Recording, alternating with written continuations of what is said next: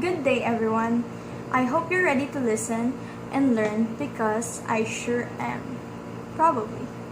We are Group 4 who will discuss the Cavite Mutiny of 1872 and the rebellion case against GomBurZa. For this presentation, our reporters are Miss Angel Lexith, which is myself, Mr. Mark Daryl Austria, Mr. Joshua Dante, Mr. Jade Raymart Flores, and Mr. Jemerson Gado. So to start the presentation off, I would like to introduce our topic, which is the Cavite Mutiny of 1872 and the rebellion case against GomBurZa. We will focus on what transpired during this event and determine its correlation with the rebellion case against GomBurZa. Now we have the main objectives of our presentation are as follows. First, it is expected that you will understand and know the events in the Cavite Mutiny through the analysis of the three primary sources. Second, it is expected that you will be able to identify the similarities and differences between them. Third, it is expected that you will be able to answer whether or not GomBurZa were guilty of the case they're accused of. And finally, it is expected that you will understand the significance of the Cavite Mutiny of 1872 in our country's history. Now that that's out of the way, let's move on to the first primary source. So let's talk about the events of Cavite Mutiny according to Dr. Trinidad Ichpardo de Tavera. But before that, let me introduce to you who is Dr. Trinidad Ichpardo de Tavera. He is a Filipino scholar, scientist, and historical researcher who recounted the events of the Cavite Mutiny of 1872. It is notable that he is related to Joaquin Pardo de Tavera, who was persecuted after the Cavite Mutiny. So let me discuss to you the events of Cavite Mutiny according to Dr. Trinidad Ichpardo de Tavera. General Rafael de Izquierdo came into power as Governor-General of the Philippine Island after Governor Carlos de la Torre resigned from the said position. His service lasted from April 14, 1871 to January 8, 1873. General Izquierdo differed from Governor La Torre that he would lead the people in an authoritarian regime, as opposed to La Torre's more liberal way. Governor Izquierdo forbid the creation of establishments organized by natives if it was not in line with the views of religious orders, as he believed that that will be used as a facade for a political club. He forbid these establishments, going as far as to accuse Filipinos involved. In a public statement of which supporters of former Governor La Torre were classified as suspects who refused servience to authorities. Many educated Filipinos were targeted by the suspicion of the governor because of this.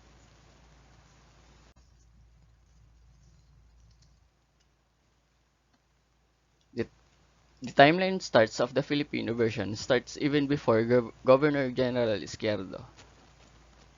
Before General Izquierdo's succession, laborers in the Cavite arsenal were exempted from paying tribute tax and rendering forced labor.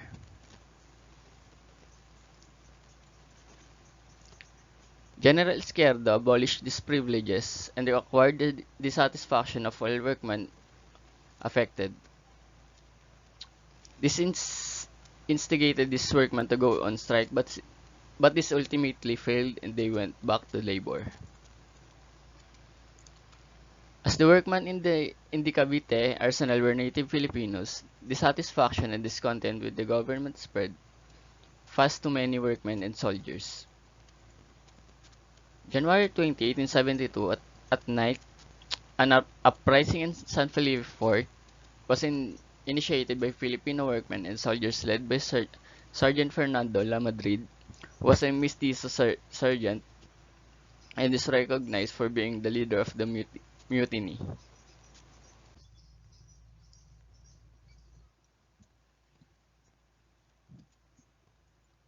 They assassinated the commanding officer and other Spanish officers of the fort. The rebels believed he would arrive, but instead, General Izquierdo, upon receiving news of the uprising, sent Spanish reinforcement that led to the mutiny's defeat. The Cavite immunity was taken advantage of by the Spanish, especially the Frias. This is because the central government of Spain in Madrid intended to remove the religious order, power of intervention in the government and in the educational establishment in the Philippines. Moret, the colonial minister, proposed reforms to improve the affairs of the Philippines, inspiring hope among the Filipinos while instilling the Frias with fear of losing their power. The immunity gave an opportunity to those who were not in favor of the reforms, mainly the Frias. They distorted the real reason for the immunity and made it to be much worse than it is. They reported to the Spanish government that this immunity was started with the goal of eradicating Spanish sovereignty. The Madrid government believed/suspected this to be true without a thorough investigation. Repressive measures were carried out and many Filipinos were persecuted without distinction. Among these Filipinos were the three priests who strenuously opposed the Frias. They were the GomBurZa, Father Mariano Gomez, Father Jose Burgos, Father Jacinto Zamora. These are the three priests were sentenced to death via garrote. Antonio M. Regidor, a lawyer and councilman of Manila. Joaquin Padro de Tavera, a lawyer and member of the Administrative Council. P. Mendoza, curate of Santa Cruz. Guevara, curate of Quiapo. Ballesteros, Jose Basa, the lawyers Carrillo. Basa Enriquez, Cristiano Reyes, Maximo Paterno, and many others were sentenced to life in Mariana Islands. The revolt served to strengthen the power of the Frias, allowing them to become an important factor in the preservation of Spanish sovereignty. Padre de Tavera's account of the Cavite immunity focused on these 3 points. Firstly, the immunity would not have happened if it wasn't for Governor General Izquierdo's policy. The natives had no intention of secession from Spain, as the authorities had claimed. The cause of the persecution was Governor General Izquierdo's false assumption that the Filipinos desired independence from Spain. The persecution of the many martyrs became the stimulus for the people to realize that was happening in our lands, and thus igniting the rebellion to gain our independence. For the second primary source, we have the Spanish version of the Cavite Mutiny of 1872. This is an account by Jose Montero y Vidal, who was a reputable Spanish historian, who was a government official and was residing in Manila when the Cavite Mutiny occurred. According to Dr. Pardo de Tavera, Vidal was biased in his recount of the Cavite Mutiny, rather than being objective as a historian should be. For the sequence of events in the Spanish version, we start on April 4, 1871. Rafael de Izquierdo assumed his post as the Governor-General of the Philippine Islands. At the beginning of 1872, authorities have received information that warned of an uprising against the Spaniards with plans of assassination, but they paid no mind to this warning. According to Vidal, this conspiracy has been ongoing since the former Governor-General's rules. The meetings were held in either Joaquin Pardo de Tavera's house or Father Jacinto Zamora's. These meetings were believed to be attended by the soul of the movement, Father Mariano Gomez, who was dubbed by Vidal as having an energetic character and having an immense wealth as contributing factor to a strong influence. Many were involved in the conspiracy, including the civilians and native soldiers of the garrison of Manila.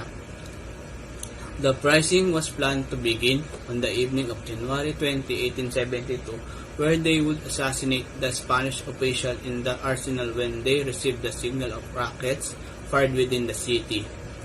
On the night of 20th, fireworks were fired in celebration of the Virgin of Loreto. The people in Cavite mistook this signal as a sign to start uprising.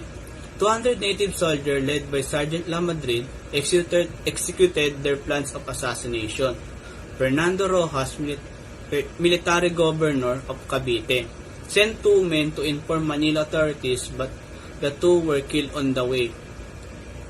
Domingo Mijares, an employee of the arsenal, went to Manila by a war vessel and informed the commandant of Marine what transpired, who then relayed this to Governor General Escuerdo.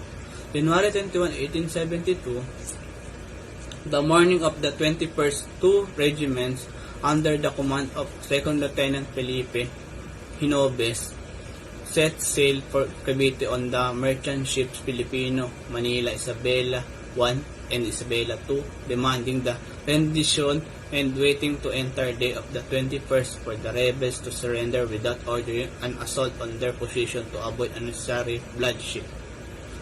January 22, 1872, his weight in beam, Hinobes launched an assault on the rebels, eliminating most and imprisoning the rest on the same day. An official proclamation announced the suppression of the revolt, which implicated many Filipinos who were then arrested. The Council of War passed the death sentence on 41 of the rebels.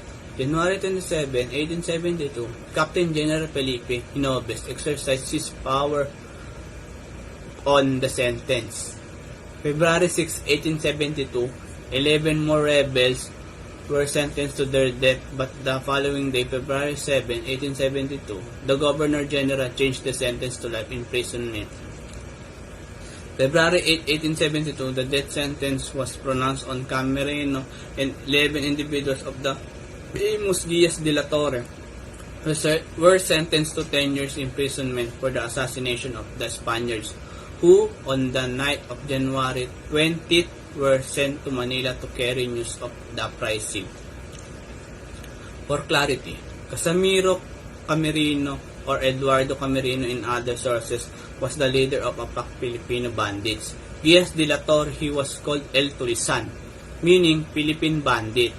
Diaz de la Torre was originally a police force comprised of Camerino and his men established by Governor de la Torre. February 15, 1872, the 3 Filipino priests, Father Jose Burgos, Father Jacinto Zamora, and Father Mariano Gomez, along with Francisco Saldua, were sentenced to death by strangulation, while Maximo Inocencio, Enrique Paraiso, and Crisanto de los Reyes were sentenced to 10 years of imprisonment. April 3, 1872, the audiencia suspended from the practice of law the following men: Dr. Jose Basa Y. Enriquez, D. Joaquin Pardo de Tavera, D. Antonio Regidor, D. Pedro Carrillo, D. Gervasio Sanchez, and D. Jose Marucio de Leon.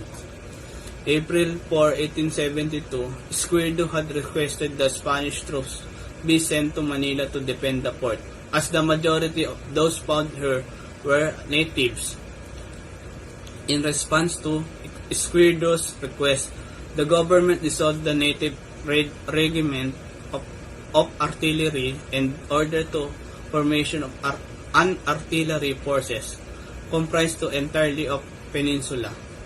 July 1872, the said regiment arrived in Manila. On the occasion of the troops' arrival, the Santo Domingo Church held a special mass which was attended by high-ranking government officials, religious leaders, and members of the general public who had been invited by the governor and the Captain General of the Philippines. The main cause of the Cavite Mutiny of 1872, according to Jose Montero Y. Vidal, was due to another reason. Vidal believes that while some believe that the abolition of privileges was the root of the unrest, there were other factors at play. He believed that the uprising was sparked by the Filipino desire for independence. This goal for independence was pursued with the support of a certain section of the native clergy, Filipino priests, and this support was provided in spite of the friars. Now, we will move on to the third primary source, which is the official report of Governor Izquierdo on the Cavite Mutiny of 1872. As we already discussed, Governor Izquierdo earlier, we know that he is a Spanish military officer who succeeded Governor General Carlos Maria de la Torre. Now, we will start with the report's content. Governor General Izquierdo believed that the mutiny was instigated by the natives, more precisely the native clergy, mestizos, and native lawyers. It started with the protests against the government not paying provinces for their tobacco crop and against the usury that some officials partook in. Izquierdo believed that those who were protesting against this were encouraging the rebellion by protesting against the abolishment of the privilege of the workmen in the Cavite arsenal. According to him, the instigator persuaded the workmen to resort to superstition such as the chief of state would be an ecclesiastic and the clergy backing the uprising would celebrate daily for the uprising's success. This made them believe that the rebellion would not fail as God was with them and that they would kill those who did not revolt.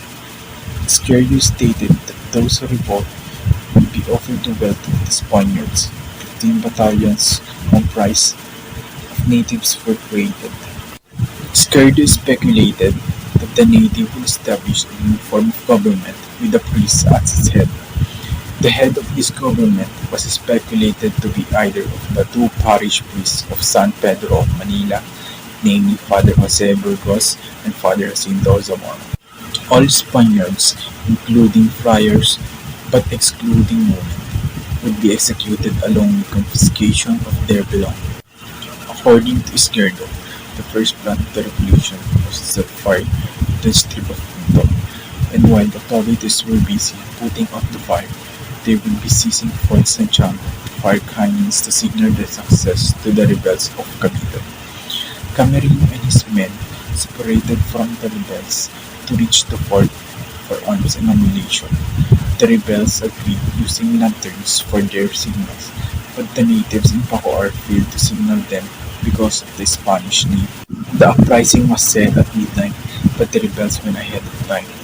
The civil military governor of Cavite took precautions such as the rebels had to take refuge in the port of San Felipe. Izquierdo stated that he was told that since 1869, there was a center in Manila that sought and found followers, and as of a same, established the Society for the Teaching of Arts and Trades on August 1, 1871. Izquierdo reported about its suspension. Izquierdo admitted to receiving news of an uprising which he refused to acknowledge due to his confidence in keeping any uprising at bay. He stated that he maintained vigilance and was ready taking into account the limited peninsular force of army. Governor General Izquierdo reported this to the Spanish Minister of War on January 23, 1872. He relayed in this report that the Cavite Mutiny of 1872 was caused by the native clergy along with lawyers and other natives in their quest for reform. He believed that they were unsatisfied with the government and used the mutiny to instigate a revolution.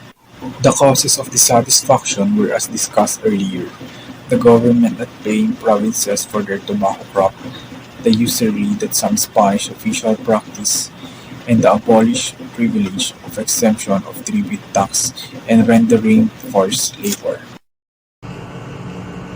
Now that we're done discussing the three primary sources, we can now determine what the similarities and differences between the three are. So for the first one, it is without a doubt that the three agree that the mutiny started on January 20, 1872.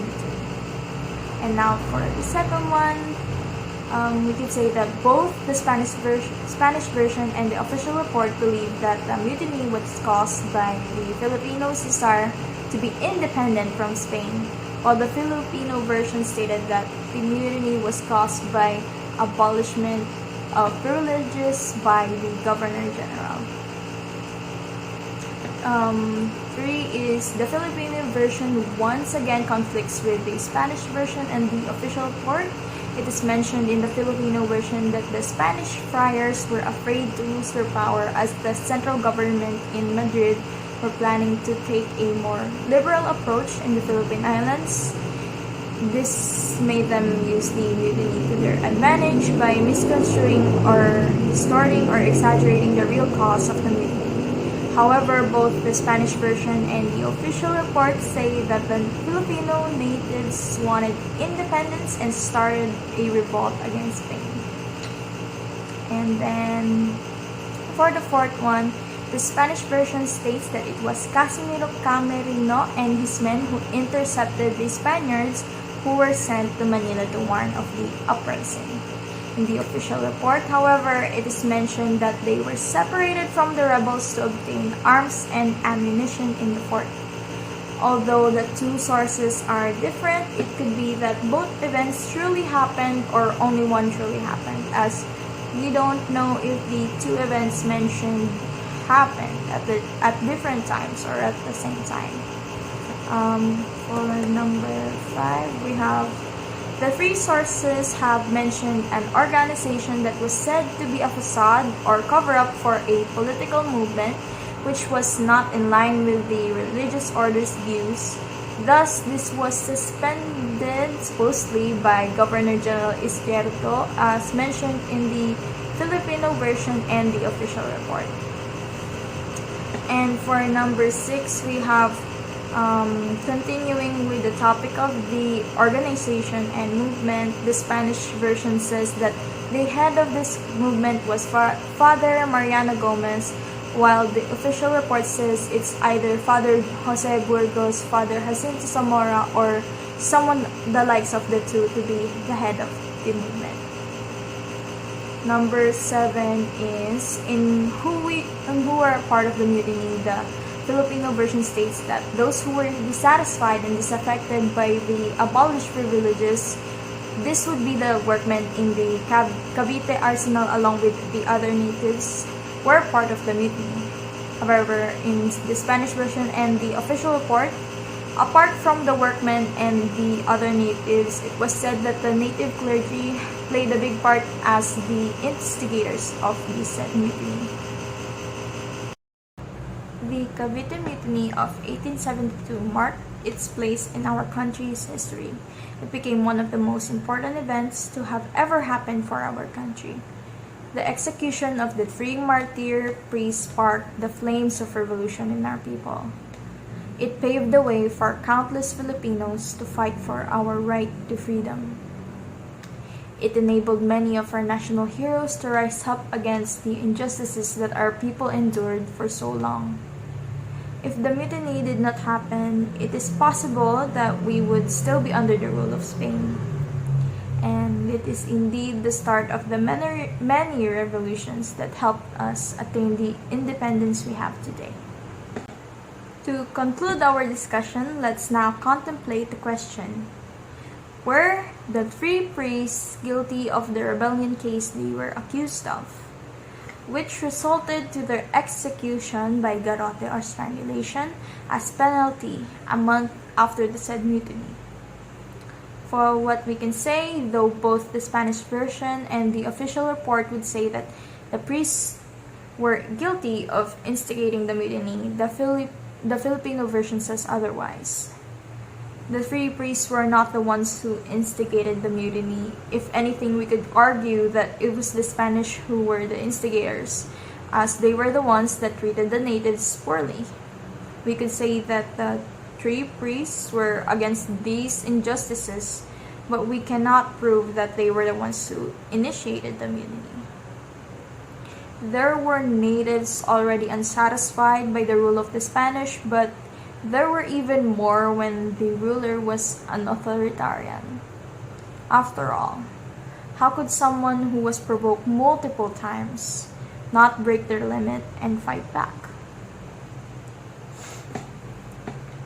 that is all for our discussion about the Cavite Mutiny of 1872 along with the rebellion case of GomBurZa. We hope that you've achieved the objectives we've set and that you've enjoyed listening to us drone on and on. Once again, we are Group 4, the reporters of the Cavite Mutiny of 1872 and the rebellion case against GomBurZa. If you have any questions about this topic, that is for our future selves to worry about. Thank you.